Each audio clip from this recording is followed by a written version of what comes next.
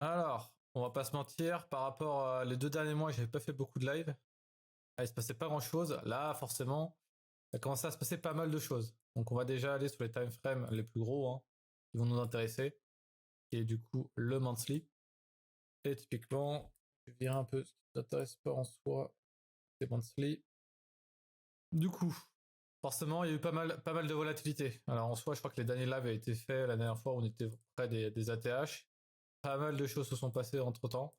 Alors, on pourra aussi discuter un peu après de ce qui s'est passé du côté américain aussi, hein, surtout, forcément. En plus, aujourd'hui, il y a eu des chiffres très importants. Ah, mais typiquement, qu'est-ce qu'on voit en monthly? Rien de sexy, on va pas se mentir. Chose que forcément vous avez dû remarquer. En tout cas, sur le total, il me semble que ça apparaît sur le BTC en lui-même. Ouais. Donc, on va mettre. Hop. Qu'est-ce qui s'est passé? Bah, on a tapé typiquement parfaitement la zone des anciens ATH en monthly, en tout cas en clôture monthly, hein, donc autour des 2,6 trillions, qui a été rejeté assez violemment, comme on peut le voir, en formant justement une bougie, du coup, qui englobe totalement la bougie haussière, hein. Donc c'est rarement un signe de continuité du marché quand on fait des bougies monthly si méchantes qui englobent comme ça. Typiquement, on en avait fait une à l'époque, hein, un peu comme ça, qui nous avait fait complètement reverse le marché, en tout cas pendant un laps de temps. Donc c'était un peu ma grosse interrogation de qu'est-ce qui va se passer avec une bougie monthly aussi forte. On voit clairement le message, hein, clairement en mode c'est les bières qui ont contrôle, en tout cas sur cette zone-là. Qu'est-ce qui va se passer ensuite?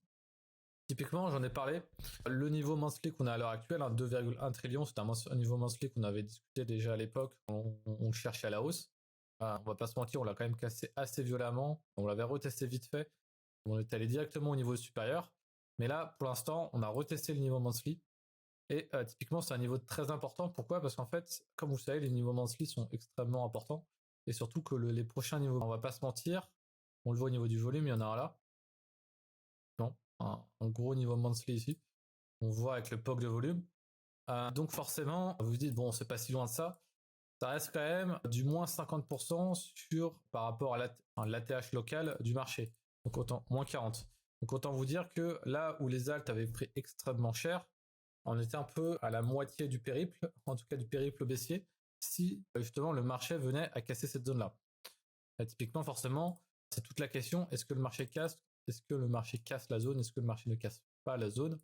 En daily, on s'est quand même fait une frayeur, hein, qu'on a cassé les deux, et on a allé chatouiller les 2 trillions. Typiquement, c'était un peu plus volant sur le BTC. Je vais en reparler juste après. Mais à l'heure actuelle, voilà. On est je pense qu'on est entre notre deux niveaux de range, hein, enfin notre niveau de range, qui est 2,6, 2,1. Et typiquement, on veut plus voir un marché qui va rechatouiller justement ces niveaux-là. Je suis même prêt à me dire que potentiellement c'est le bottom ici. On fait des plus bas plus haut. On doit maintenir justement cette structure-là. Et maintenant, qu'est-ce qui va se passer?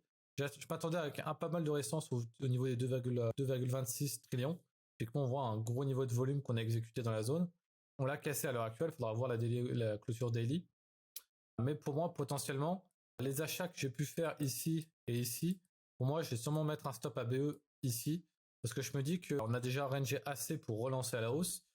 Et typiquement, pour moi, le marché offre justement un bon risque-reward en couverture de tous les rachats qui a été fait dans cette zone-là, en tout cas sur le niveau du bas.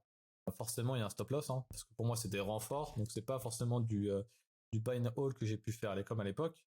C'est des renforts, donc celui-ci doit avoir un niveau de strict de risque-rendement. Donc typiquement, pour moi en tout cas, je me vois très bien les mettre au niveau des 2,15 trillions, et donc justement d'avoir justement potentiellement fait notre bottom pour aller potentiellement casser ce range, retrouver en tout cas le range à la hausse ici, hein, donc les zones 2,5 où on peut voir qu'il y a pas mal de volume ici, et voir justement le break après pour aller chercher potentiellement les ATH sur le total. Ça va être un peu plus propre après sur le BTC.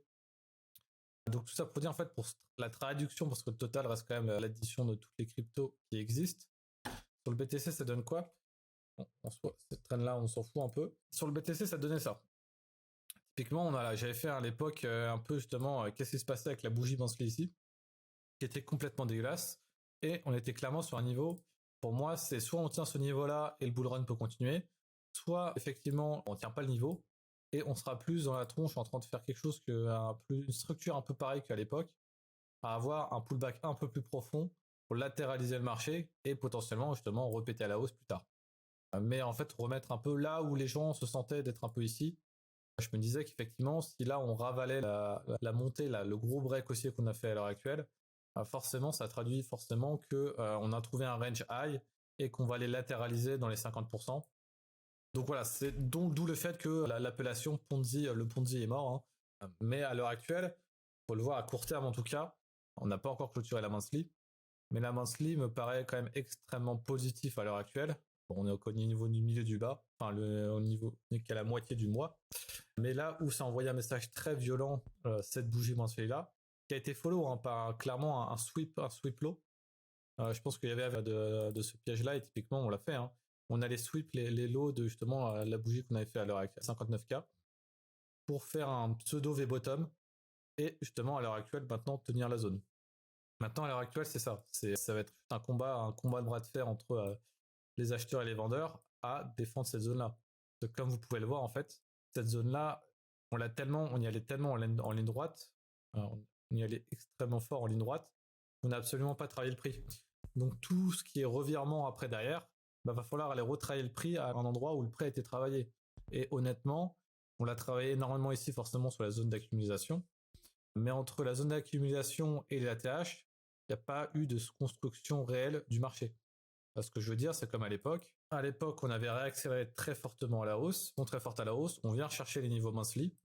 Et derrière, on n'a absolument pas travaillé la zone. Qu'est-ce qu'on allait faire? Le pullback, il allait venir travailler la zone, une des zones qu'on avait travaillé à l'époque, hein, donc qui était autour des 6-8K, pour justement relancer le marché, accumuler de nouveau.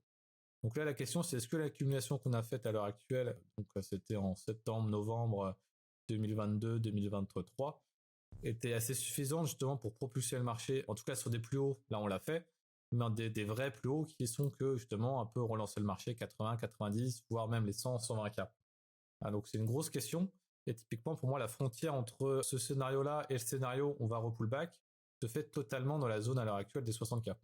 Si la monthly des 60K tient, qui pour l'instant tient très bien, il n'y a pas de risque à avoir.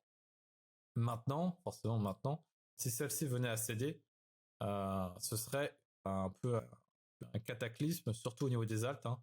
Je pense que vous êtes nombreux aussi à avoir des alts, et j'ai aussi des alts en portefeuille, mais sur des cryptos comme Avax, comme Solana. Solana encore, ça va encore, parce qu'on allait presque aller chercher ces niveaux. On pourra en discuter un peu plus tard. Bon, Atom, on va pas remuer le couteau dans la plaie, mais il y a énormément de cryptos qui sont absolument pas recherché ces niveaux d'antan. Et donc forcément, si tu leur mets un scénario où le BTC va encore potentiellement pullback, allez, de 30%, quand on était à 60K, vous imaginez bien l'état du marché altcoin derrière, qui va s'en suivre. C'est des moins 50 en plus de ce qui s'est passé, quoi. Donc ça ferait des AVAX à 16, AVAX même à 10, 15.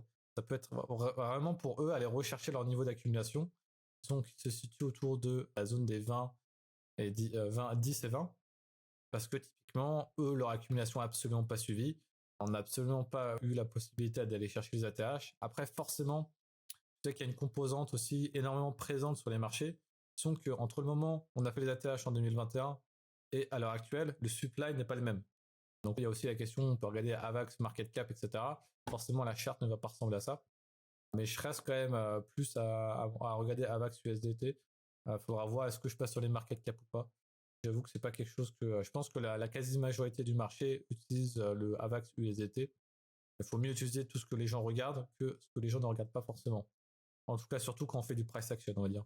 Donc on regarde les bougies, on regarde le volume, etc. C'est ça qui reste quand même extrêmement important pour moi, en tout cas dans ma philosophie justement d'investissement. Donc voilà, alors à terme, on tient les niveaux monthly. C'est un des gros niveaux monthly pareil hein, qu'on avait noté autour des 34K. Forcément, si on casse ces niveaux-là, comme je dis, hein, c'est de moins 50% facile sur ce genre de, je sais pas, j'ai pas toute la liste des altcoins, mais vous pouvez imaginer, ça va être pareil après sur, je sais pas, je suis pas mal aussi investi sur le WIF, etc. Typiquement, forcément, si les niveaux ne tiennent pas, y a pas grand-chose, quoi.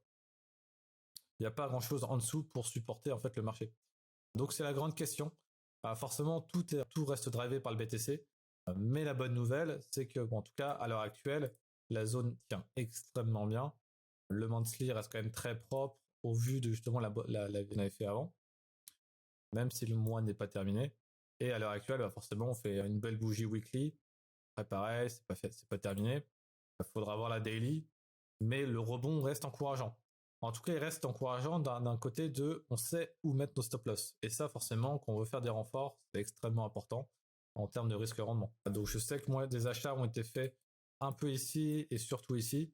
Mais les stop loss vont sûrement être dans la zone ici. J'ai plus envie de voir, pour moi, mon risque est géré. J'ai plus envie de voir un BTC qui retourne aux 58K.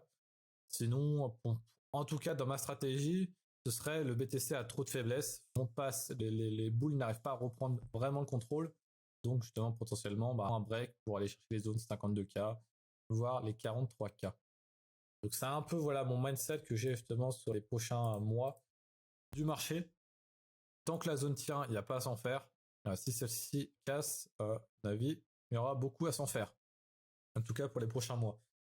Après, voilà. Après, on va pas se mentir, quand même, la composante crypto reste quand même, en tout cas BTC, je vais pas parler individuellement de chaque crypto, mais forcément, la composante BTC reste drivée fortement par les marchés traditionnels. Enfin, il n'y a pas de décorrélation.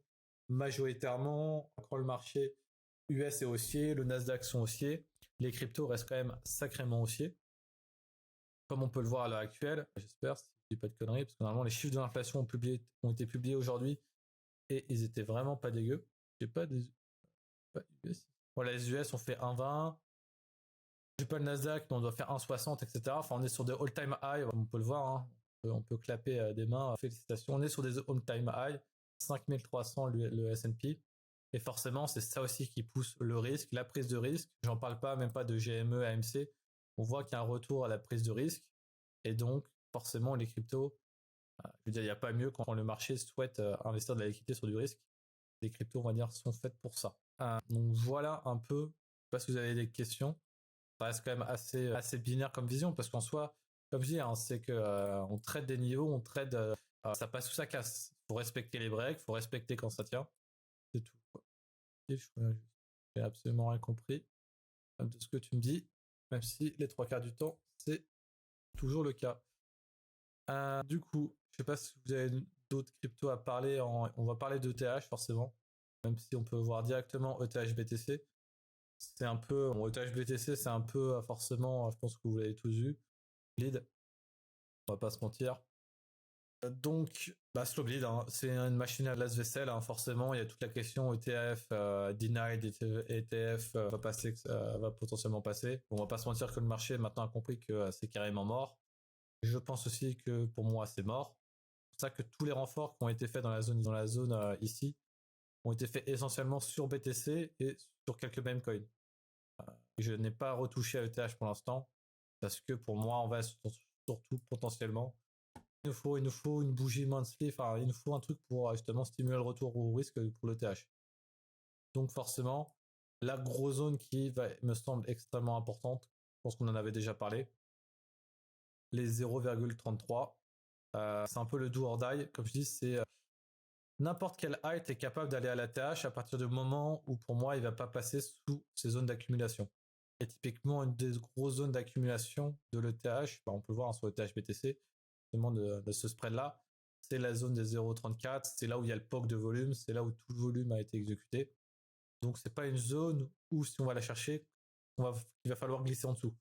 Si effectivement on glisse en dessous, on pourra remettre justement en question justement l'actif en lui-même. Pour l'instant, c'est absolument pas le cas. C'est juste que ça nous fait un peu comme la Chine, hein. Ça nous fait chier, ça slow bleed, et on va se prendre une candle. Je sais pas si vous avez vu, hein, la Chine, hein, ça fait un petit moment que je n'ai pas parlé. Et pour ceux qui m'ont suivi sur la Chine, voilà, on se fait chier, etc. Et d'un coup, on fait plus 50% sur le portefeuille. Parce qu'on fait une machine à laver et à un moment, forcément, le risque revient, une rotation, et c'est extrêmement violent. Parce que forcément, quand il n'y a pas de liquidité en face, c'est facile de faire chuter un actif, mais c'est extrêmement facile de le refaire rebondir.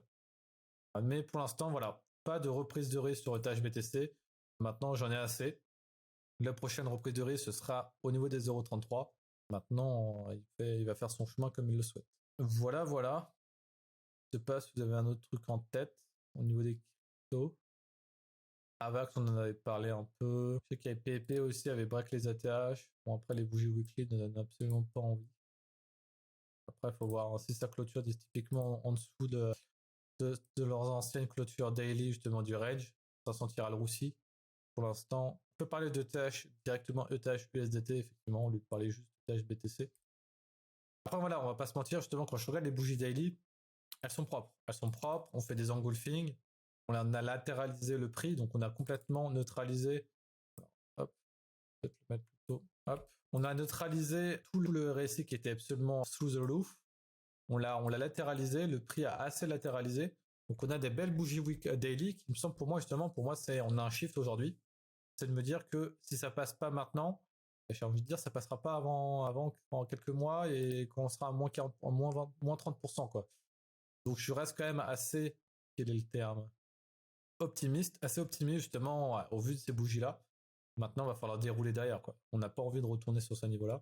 Pour moi, le stop est clair, quoi. Donc, je crois que c'était pareil. Non, c'était quand je regardais. Beaucoup d'actifs me donnent des vibes quand même de bottom. Après, voilà, je peux pas refoutre un compte x3 en levier parce que absolument tout me donne envie. Il faut savoir aussi doser le risque. Et même si on met des 1% sur, on renforce tous les actifs, on met des stops en dessous avec 1%, forcément, si le BTC va aller chercher son stop loss, tous les autres vont aller chercher le stop loss. Spread le risque sur des actifs corrélés, c'est pas vraiment spread le risque, hein, on va pas se mentir. Qu'est-ce que je voulais montrer? Oui, c'était Avax aussi, a des belles bougies daily, etc. Ça semble bien parti. Après, voilà, on va pas se mentir, dans un range, il peut y avoir pas mal de fakes. À voir.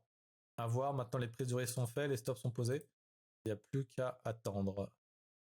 Faut pas non plus renforcer comme des matraqués en mode ouais, c'est bon, c'est maintenant qu'il faut faire fortune. Mais voilà, c'est en tout cas mon ressenti par rapport au marché. Alors, je sais pas. Voilà. Donc, est-ce qu'il y a d'autres qui ont des questions pour un autre actif?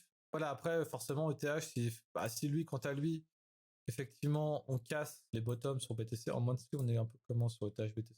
ETH BTC, ben, on était sur l'une des zones, justement, je crois que c'était Nash la dernière fois qui a... Fais gaffe, David, t'as ton micro, après ça ne dérange pas comme je dis, hein, c'est juste une question de pour toi, pour pas que tu lâches des dates. Donc, monthly, donc voilà, monthly ETH, pour moi on est au milieu de la zone, une des grosses zones weekly, hein. On avait créé justement un range, on est totalement au milieu, donc je veux dire, il n'y a pas... Si le BTC venait à casser, forcément, bah, on ira chercher le bas de la zone, hein. Donc les 2005 et si celui-ci, pareil, hein, ETH BTC, sa grosse zone d'accumulation, c'est autour des 2000. Donc ça me dérangerait pas de racheter un actif qui va retourner sur ces zones d'accumulation. Maintenant, voilà, quand l'actif est continue d'être aussi faible comme le TH, il faudra voir s'il ne faudra pas changer de mindset, à ne pas se retrouver justement, continuer de empiler ses positions sur des actifs extrêmement faibles. Voilà, il y a comme d'autres gens qui ne leur dérange pas d'empiler sur des actifs qui montrent une faiblesse complètement forte. C'est chacun sa gestion, mais notamment pour moi, c'est complètement inconsidéré dans ma gestion du risque d'investir sur des actifs aussi faibles. Parce qu'ils le montrent depuis maintenant, je ne sais pas combien de temps. Il n'y a aucune réaction. On passe en fait en dessous des grosses zones d'accumulation, hein. Vous voyez, hein, donc ça c'est une grosse zone d'accumulation. Et on est totalement en dessous. Donc pour moi, ça donne des vibes comme LTC BTC à une époque. C'est sympa pendant quelque chose, c'est sympa quelques mois quand ça pète pendant 2 ou 3 mois. Mais derrière, la réalité, c'est que c'est juste un slow blitz. Donc voilà, faudra, pour l'instant, je n'ai pas à reshift mes pensées sur ETH. Ce n'est pas le cas. Il faut juste attendre. Attendre et effectivement voir les réactions qu'il aura sur les zones. Tout simplement. Parle-nous du WIF. Bah, le WIF, j'en avais déjà parlé la dernière fois. Après, il est un peu faible à l'heure actuelle. Mais juste pour l'instant, on a un range low ici. Et typiquement, on a aussi, il me semble, en daily. Hop, ça dégage. On est bloqué entre ces deux zones de prix, hein. Ces deux grosses zones ici. Ici et ici. Balle au centre, faut voir. À l'heure actuelle, là où le BTC fait plus 7, il n'arrive même pas à faire un plus 5. Si c'est trop faible, c'est trop faible, hein. Maintenant, tant que je ne serai pas vraiment en confiance sur l'actif, tant qu'il ne reprend pas ces zones des 3,2. Mais c'est tout, quoi. Après, voilà, c'est une diversification sur du même coin. Absolument. Bien sûr, c'est absolument pas là où j'ai 30% de mon portefeuille. Mais vous comprenez aussi que les cryptos, c'est pas une question forcément essentiellement de qui a la meilleure tech. C'est rarement tout le temps le cas. même dans les marchés traditionnels. Là, une question aussi de narrative, là où le marché préfère certains actifs ou non. À l'heure actuelle, les mêmes coins restent quand même dans la tier list des actifs qui performent le plus, notamment quand on rebondit. Je peux vous mettre typiquement à l'heure actuelle, on peut regarder sur les rebonds sur BTC. Bah tiens, je vais rajouter le Bake. Et je le vois partout celui-là. Ah non, c'est pas Bake, c'est Base. Pas Base que je vois partout. Ah non, Base, c'est pas un truc. Dans le BTC, quelle couleur? C'est le noir. Pas très malin, hein. C'est le rouge. Ok, à peu près ici. BTC 5,32. Non, ouais. La journée d'aujourd'hui. Hop, tac. Et un peu. BTC 7%. Alors, voyons voir un peu ce qui performe extrêmement bien. Donc, typiquement, à l'heure actuelle, voilà. Déjà, les actifs qui ont toujours été faibles depuis un moment. LTC, Atom, Matic, ETH. Et on voit que les mêmes coins, c'est absolument pas la fête. Pareil, hein. SHIB, WIF, Doge. J'ai envie de te dire, ADA, c'est un peu la même coin. Hein. Pour l'instant, on ne performe extrêmement pas bien. Faut voir après si c'est un effet retardataire. C'est vrai qu'APP, je peux le rajouter dans la liste. Lui, il me semble qu'il a pas trop mal géré. C'est la fête. C'était la fête. Ouais, c'était la fête, mais voilà, il s'est viandé, quoi. Tout ça pour dire que voilà, ce qui performe le bien, c'est Solana, Avax. En tout cas, tout ce qui est au-dessus du BTC. Faut voir, hein, c'était un peu les nouvelles narratives, enfin les narratives aussi à l'époque, les Suisses, K, RNDR, donc tout ce qui est un peu narrative IA, etc. Et les autres L1, hein, donc Solana, Avax. Après voilà, c'est aussi les coins qui ont un prix extrêmement cher. C'est aussi pour ça que ça leur permet de rebondir extrêmement fort. Mais voilà, donc c'est toujours intéressant de voir un peu à court terme le rebond. Pour l'instant, quand même, le BTC reste quand même au plein milieu de peloton. Donc il n'y a toujours pas de logique, de rationalité autour de la dominance qui est finie. Hein. Je sais pas où la dominance est. Alors attendez, je re-switch sur ça. Donc pour parler vite fait aussi de la côté dominance. BTC dominance, je vais dire, c'est assez simple. Suivez la flèche et appréciez justement la puissance du BTC, quoi. Attendez, hop.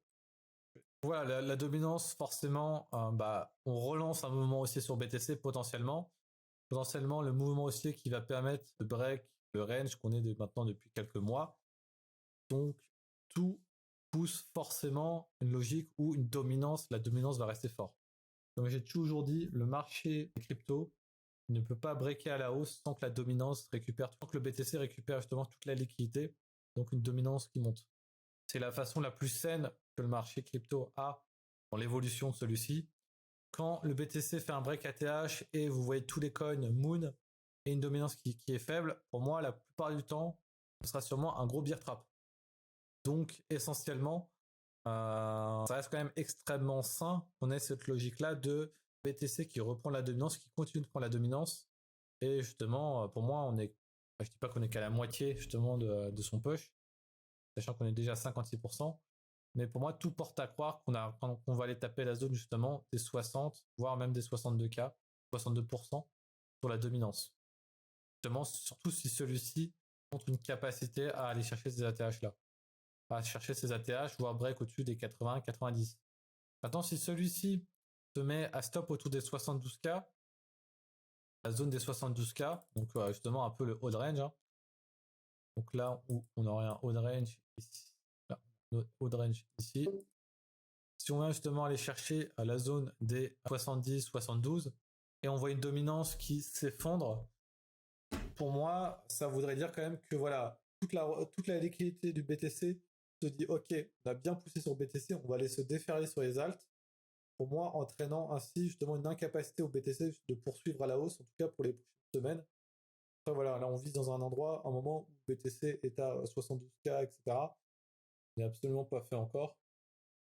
Forcément, on le voit, on a le milieu de range ici, les 67K avec le gros poke de volume. Donc ce sera ça aussi à passer. Et c'est un peu justement ce produit en croix que je me fais tout le temps, c'est voilà, si BTC arrive en haut de range, la dominance chute énormément, donc les alt moon, ça voudra à court terme et à moyen terme, en tout cas au niveau du range, ça me poussera pas à croire que le BTC sera capable de casser la hausse. Juste parce que la liquidité du BTC s'en va totalement vers la spéculation. Et donc, faut pas avoir une dominance qui chute avec un BTC qui break les ATH. C'est un peu la vue boomer, mais en soi, c'est ce qui a toujours été le cas. Et il faut pas se rappeler que maintenant, le BTC reste quand même un actif qui vaut, je sais pas combien, Si on a 60% de dominance et le marché crypto fait 2,3, c'est un actif qui fait quand même à plus d'1 trillion de market cap. Donc il faut quand même pas mal de liquidité justement pour pousser à la hausse. Donc si celle-ci s'en va dans les altcoins, ça va être compliqué de BTC de continuer à la hausse. Je peux lire un message. Alors, est-ce que tu dis il faut le trader un peu indépendamment du BTC dans le sens où, oui, effectivement, ce sont les mêmes coins, il y a souvent des cycles du même coin. Maintenant, effectivement, à vouloir timer des cycles, c'est extrêmement compliqué. C'est pour ça que j'évite de trop trader. Après, quand celui-ci est en range, c'est vrai que c'est beaucoup plus simple justement de trader des actifs en range que trader des actifs qui sont en tendance, surtout si on souhaite le short. Mais forcément, seconde place du lead, dans le sens où la seconde place du lead ETH, non, la seconde place du leaderboard des crypto-monnaies sera tout le temps, sera pendant, pour moi, tant que le TH ne montre pas une réelle faiblesse, justement, à passer sous ces zones d'accumulation, sera tout le temps l'actif numéro 2 du marché. Donc voilà.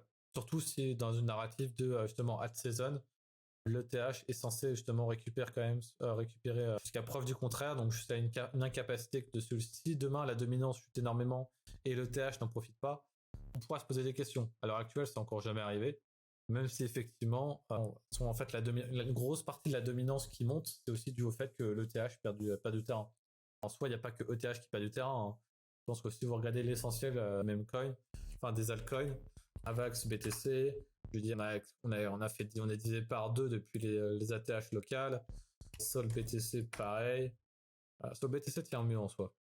Mais rien n'est folichon versus BTC. Hein. Donc c'est absolument normal aussi que BTC ne soit aussi dans le même cas.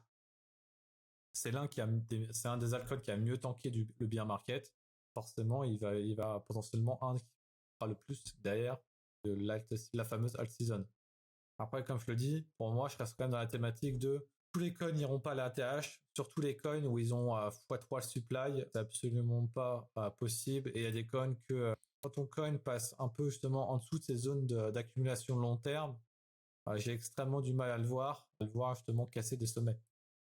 Donc ETH est assez faible, 4%. Ouais, bah oui, justement, mais en soi, c'est une bonne nouvelle. Une bonne nouvelle, ou c'est juste que moi qui copium, parce que faut quelque chose pour copium, mais dans le sens où si le BTC rebondit, montre vraiment un signe de force, celui-ci doit prendre de la dominance. Donc tu prends pas de la dominance avec un ETH qui performe aussi bien. Ou alors ça voudrait dire que tous les altcoins sauf ETH perdent de la terrain par rapport à BTC. Mais c'est beaucoup plus rare.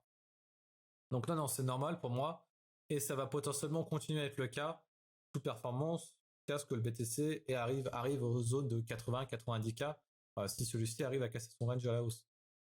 Mais justement, à partir de ce moment-là, par contre, je m'attends à un revirement dans la saison et l'ATH BTC a intérêt d'en profiter. Si celui-ci n'en profite pas, alors là, on pourra réfléchir sur notre mindset, sur notre logique quant à la pondération du portefeuille, parce que ce serait un réel fail. Pour autant, ce n'est absolument pas le cas à l'heure actuelle. Absolument pas le cas. En tout cas, il n'y a rien qui me montre que ce n'est plus le cas. À part que l'actif soit dégueu pour l'instant. Attends, juste les zones, hein, forcément, vous l'avez vu, c'est une zone où il y a très peu de volume. Donc, c'est normal qu'on glisse à la baisse pour retrouver du volume. Voilà. Alors, attendez, je vous laisse 2 minutes pour écrire absolument toutes les questions que vous avez, parce que je vais me chercher plus quelque chose à boire. Le temps de. J'aurais quelque chose à boire pour pas dire un coca. Mais non, c'est fini le coca. Malheureusement, c'est fini. J'aimerais bien. Mais bon. J'en ai marre d'être 100% BTC, un peu moins sur les mêmes coins. Non, mais t'as cité 100% BTC depuis le début. T'as haut de performer 90%, 95% des gens sur le marché, je pense. Pas se mentir. T'as un compte chez Payé. Bah, je sais pas, mec, c'est pas un con. Alors, si celui-ci est en 100%, il y a énormément de personnes, à mon avis, il y a très peu de personnes qui, justement, dans la crypto, qui ont acheté essentiellement du BTC et qui l'ont hold jusqu'à l'heure actuelle. Et je pense que ces personnes-là ont un portefeuille qui est beaucoup plus solide en termes de rendement, volatilité que la quasi-majorité des gens. Hein. Et je pense que même moi inclus. Hein. Moi, j'ai quand même pas mal shifté j'ai shifté essentiellement BTC, mais j'ai quand même shifté pas mal sur ETH, un peu sur Arbitrum, un peu sur VAX, etc. Même si j'ai eu DTP, etc., mon portefeuille a quand même subi pas mal de volatilité. Mais voilà, donc bon, on va pas se mentir. Je sais pas pourquoi c'est qu'on a brisé la malédiction du live. On fait un live où le marché est haussier. Peut-être qu'il faudrait que je me mette à faire plus de live. Hein. Mais je pense que ça fait très longtemps qu'on n'a pas fait une bougie à 8%, quoi. Je pense même que c'est même pas si on en a fait une. Ici, on était à plus de 9%. On en a fait quelques-unes sympas quand même. Voilà, voilà. C'est quand même extrêmement sympa. Faudra voir la clause. Hein, forcément, pour l'instant, la clause et le jour d'après. C'est une belle gueule pour l'instant. Peut-être le THX, hein, mais effectivement, après, c'est pas forcément ce que je veux, une rotation directe, la dominance qui chute. Ça me dérange pas d'avoir un BTC qui soit performant.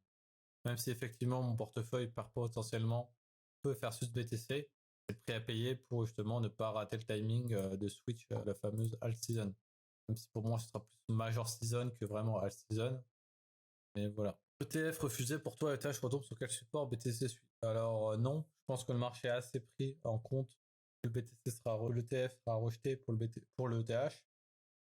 Pendant pour moi, du coup, ça sera vraiment ce sera potentiellement pas une chute active pure, ce sera juste une sous-performance le jour J et justement potentiellement nous emmener avec un ETH BTC autour des 0,34. C'est un peu pour moi le catalyseur qui nous fera aller sur les énormes supports de l'époque. Et il est rejeté, mais ce sera qu'une comment dire que temporaire. Typiquement, il y aura, ça fera pareil que quand l'ETF BTC a été proposé, pas mal de temps, lui a été refusé, on est en cours, à la cour de justice, et derrière, ils ont été forcés de le valider. Ça fera typiquement pareil pour l'ETH. Donc, et les gens le savent. C'est juste qu'effectivement, ce sera pas pour mai dans les prochains jours, ce sera en fin de l'année, voire l'année prochaine. Alright, est-ce qu'on passe un peu du côté ricain quand même pour un peu expliquer qu'est-ce qui se passe un peu sur les marchés, notamment ce qui vient de se passer aujourd'hui sur les marchés. Ça peut être intéressant. Typiquement, on est quand même, c'est que vous avez beaucoup de PEA qui sont blindés en actions américaines, en ETF américain, ETF World, je pense que même l'ETF World, ouais, je vais avoir un à l'ATH.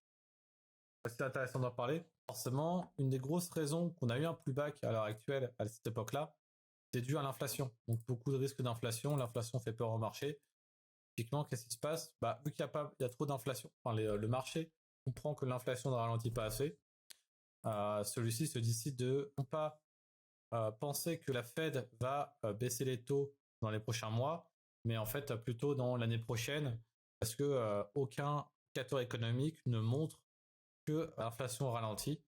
Si l'inflation ne ralentit pas et reste assez élevée, hein, donc autour des 3,5-4%, et il n'y a aucun, comment expliquer, il n'y a aucune logique à ce que la Fed baisse les taux. Ils vont pas baisser les taux alors que l'inflation est toujours largement au-dessus de leur mandat. Donc ils vont garder les taux. Et typiquement, ça se voit justement sur le 20 ans. Sur les taux américains. Non, je vais pas faire comme ça. Je vais faire. Donc qu'est-ce qui s'était passé? Typiquement, il y a eu, quand l'inflation s'est mise à réaccélérer, il y a eu forcément une décorrélation. Il y a toujours une décorrélation entre les taux et les actions américaines. Donc les taux, c'est le coût de l'emprunt de l'argent, hein, c'est le coût de l'argent. Donc le coût de l'argent est monté. Donc les gens étaient beaucoup plus rémunérés en achetant des obligations américaines. Et les banques, enfin les entreprises se finançaient beaucoup plus cher. On passait de 4,4 à 4,9, mais ça reste quand même assez violent hein, quand on parle de taux, hein, 0,5% de différence de taux, quand même extrêmement fort. Typiquement, l'impact que ça a eu, c'est forcément une montée des taux rapide, un impact négatif sur les marchés financiers. Donc, on a eu un shift du marché financier à la baisse, hein, avec un pullback d'à peu près 10%. Et là, à l'heure actuelle, on a un peu le revirement. On a potentiellement une confiance du marché justement à l'inflation qui se résorbe, surtout notamment aujourd'hui, avec les chiffres de l'inflation qui sont rentrés totalement en accord avec ce que les marchés avaient anticipé. D'où justement la belle bougie haussière, à mon avis, qu'on doit pas mal, on doit short squeeze quand même pas mal de gens qui avaient mis des stops sur les anciens sommets. Et comme je vous dis à chaque fois, dans les marchés, enfin dans le monde entier, tout est question de taux. Le taux dirige le monde. Le coût de l'argent, c'est ce qui fait, ce qui pousse les entreprises à investir, ce qui pousse les entreprises à recruter, ce qui pousse les consommateurs à acheter. Si vous ne voyez pas un jour J, c'est beaucoup plus à dire rebond secondaire de acheter une voiture, acheter une maison. C'est pas pareil en fonction des taux.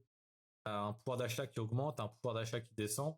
Donc il y a toute cette narrative-là qui fait que ça joue sur les actions américaines et ça joue sur le prix des actifs, potentiellement tous les prix d'actifs dans le monde. Hein. Typiquement, forcément, quand les taux d'intérêt sont plus bas, c'est là où l'argent est gratuit et c'est là où l'argent va aller chercher du rendement dans les cryptos, dans les marchés financiers, L'or ne produit pas forcément de rendement ultra élevé, hein, tant qu'il n'y a pas d'inflation. Et vous voyez un peu le truc. Ou en tout cas, l'argent est poussé à prendre des risques pour justement générer plus d'argent. On peut pas juste, entre guillemets, j'arrête de dire entre guillemets en boucle. Mais forcément, l'argent, en tout cas, la liquidité, faut pas la laisser sur le livret A. Les gens ne font, personne ne fait ça. Soit les gens investissent sur les actions, soit ils achètent des obligations. Et typiquement, quand les obligations sont absolument plus intéressantes, donc quand tu es rémunéré à 1 ou 2%, tu vas aller acheter forcément des actions américaines. Et donc, Nico A26, c'est typiquement. Et effectivement, ouais, on a un peu quelques tocs à force. Mais voilà. Donc, j'allais encore dire typiquement d'ailleurs. J'augmente mon vocabulaire là. Ça commence à devenir critique à travers des lives. Mais donc, typiquement. Ah bah tiens. Je le fais même plus exprès. Bon, voilà, Aventis m'a fait bugger maintenant qu'il l'a mis dans la liste. Je continuerai de le dire, sinon je vais bugger encore plus. Et typiquement, la baisse des taux va pousser forcément les marchés américains, tous les marchés, je pense qu'on a qu'un. Le marché chinois aussi, on pourra en parler derrière. Le marché allemand, enfin tout est poussé à la hausse forcément. Quand les marchés américains sont à la hausse, l'économie mondiale va extrêmement bien. Donc voilà. Et c'est toujours en fait avec la narrative de sous-jacente qui drive les taux. L'inflation et aussi forcément l'emploi.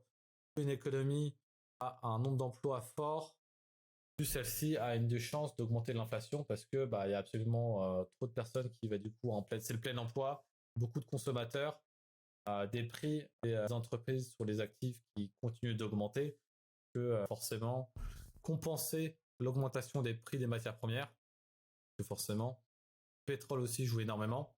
Si le pétrole chute trop bas, on se dit que l'économie va mal. Quand il remonte trop haut, ça crée de l'inflation et donc ça fait baisser les taux. C'est vraiment le jeu de la chourie. Et là, on peut le voir. Vous le voyez typiquement, les taux suivent totalement le prix du baril de pétrole. Parce que les gens savent pertinemment qu'une des gros composantes qui drive l'inflation et donc qui drive les taux sont le prix de l'énergie. Forcément, on l'a vu en 2022 avec justement l'augmentation forte du baril de pétrole.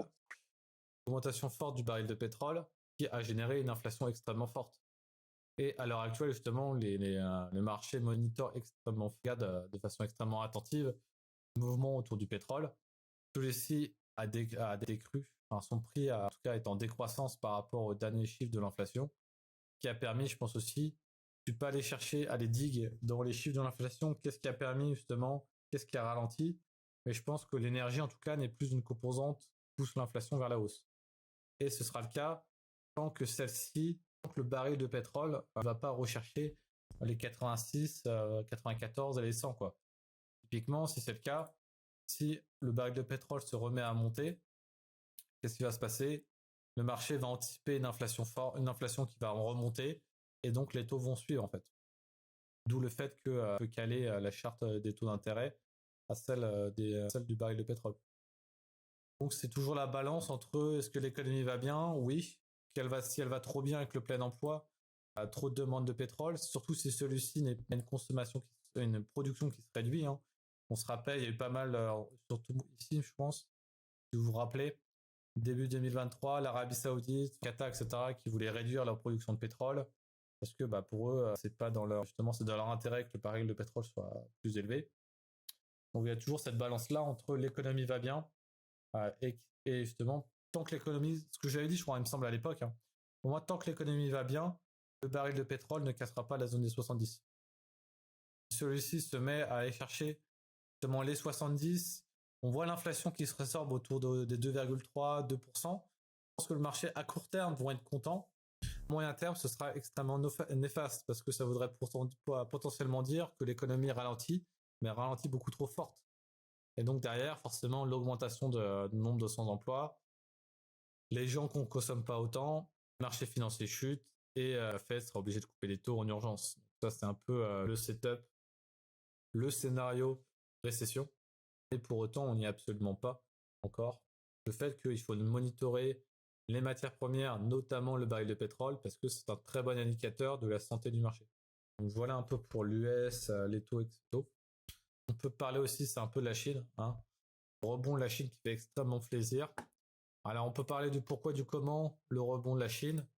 une chose chose très importante qui est une composante qu'on parle tout le temps, que j'ai parlé tout à l'heure sur les cryptos, c'est aussi la notion de la liquidité va aller chercher la rentabilité.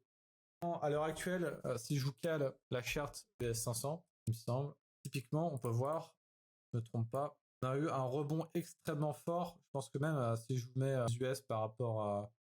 Je peux vous le mettre, ouais, je vais faire ça. US500, hop. Ah, on a une surperformance de la Chine. Pourquoi? Parce qu'il y a aussi un grand nombre de liquidités qui se sont faites sur les marchés américains qui ont été TP. Et typiquement, ils vont aller chercher des actifs, une rotation d'actifs, une rotation de liquidités. Et la Chine était totalement en bonne position pour recevoir ce montant-là. Pas forcément pessimiste, extrêmement négatif. On était sur des valorisations des actifs extrêmement faibles par rapport aux États-Unis, qui est même beaucoup trop faible par rapport à, on va dire, l'historique entre la Chine et les États-Unis. Action pour moi totalement logique, qui était assez catalysée aussi par le fait des actions du gouvernement chinois pour soutenir l'économie. Pour l'instant, on n'en a pas eu des masses encore de réelles décisions, en tout cas de réelles actions du gouvernement. Ça continue d'en discuter. Pour autant, le rebond était assez logique. En tout cas, le retour à une des premières zones dont on avait parlé, qui était les 19K, c'est pour moi assez logique parce que ATH sur les US et on était aux ATL presque sur la Chine. Donc il y a un arbitrage totalement logique à faire avec les gains qui ont été faits sur le marché américain. Et donc forcément, ça nous fait un joli rebond. Ceux qui m'ont suivi, notamment sur des actifs technologiques qu'on avait achetés. Je pense à JD. Je vais justement dire, une reprise de ce support-là était extrêmement intéressante. On est à 40%, moi je suis un peu plus, je suis renforcé. On est sur des rebonds extrêmement intéressants. Baba, je crois que c'est un peu moins funky pour l'instant. Les chiffres sont sortis. D'ailleurs, je crois que JD et leurs chiffres vont sortir aussi aujourd'hui. Ça va m'intéresser. Bah, ça reste encore assez faible. Les résultats sont sortis pour Alibaba. Les revenus étaient extrêmement bons. Leurs marges ont été moins bonnes et aussi ils ont donc ils ont investi très fort. Ils ont utilisé énormément de liquidités pour investir dans leur cloud, dans leur certaines. Ils investissent énormément dans leur croissance, ce qui n'est pas forcément mal, juste que le marché ne s'attendait pas à autant, alors que les résultats sont pas terribles. Après, c'est la logique, parce qu'on investit un quarter à fond sur du capex, sur je sais pas, des data centers ou autres, que le quarter en lui-même directement on aura des bons résultats. Une entreprise investit sur la croissance à long terme. Il faut voir à terme justement si celle-ci était un pari qui a bien marché ou non. Pour l'instant, le marché a pas trop bien réagi à la bonne nouvelle, à la nouvelle, bonne nouvelle. À la nouvelle, on avait un gap en bas. On monte à l'heure actuelle. Voilà, Baba n'est pas en tout cas celui qui a le plus rebondi. Tant que PDD était vraiment pas dégueu. Les actions chinoises qui avaient très bien tenu déjà, même le bear market. Et je pense aussi à Tencent. Ouais, les gros conglomérats technologiques de la Chine qui montrent justement un vrai regard d'optimisme assez logique. Donc pour l'instant, j'ai pas encore TP sur les actifs là. Je vais pas tarder à en faire un. Pour autant, je garderai une petite partie que je laisserai glisser forcément. Que qu'on le veuille ou non, la Chine, c'est pas giga beer en tout cas à long terme. Pas forcément non plus un actif que j'ai envie de détenir à très long terme en portefeuille. Je préfère me diversifier plus du côté à la limite de l'Inde que de la Chine. Après, l'Inde, c'est beaucoup plus cher en termes de ratio à l'heure actuelle si vous voulez acheter. C'est juste j'ai plus de confiance, on va dire, dans le capitalisme, capitalisme de l'Inde que le communisme de la Chine. Enfin, le capitalisme d'État de la Chine, quoi. Ça, c'est juste une vue personnelle. Après, vous en faites ce que vous voulez. Je crois que c'est à peu près tout. Après, il y a un peu, justement, l'épée qui montre pour l'instant toujours de très bons résultats. On pourrait peut-être faire un peu, je crois qu'il y a eu un pourrait diguer un peu sur les revenus justement. À mon avis, il y a une très bonne croissance, typiquement de des produits qu'on surveille, qui sont tout ce qui est pilules anti-obésité, obésité, etc. De Lilly Novo qui doivent extrêmement bien fonctionner. On pourrait regarder un peu les rapports et en reparler en live. J'aurai les chiffres en tête. À l'heure actuelle, je ne pas forcément en tête. Voilà. Il y a CLS aussi qui marche extrêmement bien. MTRS aussi, je ne sais pas si j'en avais parlé un peu, j'avais fait un tweet dessus qui marche très bien dans la thématique IA. Marvel, je crois que je vais pas tarder à le sortir parce que c'est absolument pas aussi la thématique IA marche bien. Autant Marvel ne fonctionne pas forcément. J'aime pas forcément un actif qui n'est pas, qui ne joue, qui ne performe pas bien pendant une narrative, quoi. Si vous achetez une narrative IA, vous voyez tous les coins IA monter et le vôtre il monte pas, faut se remettre un peu en question justement sur le process. Est-ce que vraiment vous avez acheté le bon truc, quoi. Donc surtout, c'est à la limite, ça monte un peu parce que tout le monde monte, mais le moment où ça va descendre, typiquement, ce sera eux qui vont aussi descendre, qui vont surperformer à la chute, quoi. Pas un actif que j'ai envie de garder à long terme. Bah, comme je vous dis, hein, garder des actifs qui sous-performent en continu, c'est pas le meilleur plan, je dirais-je. Voilà, voilà. On a 1 heure de live, donc on va dire c'est pas trop mal. Je sais pas si vous avez des questions de votre côté. Enfin, je vois des dingues.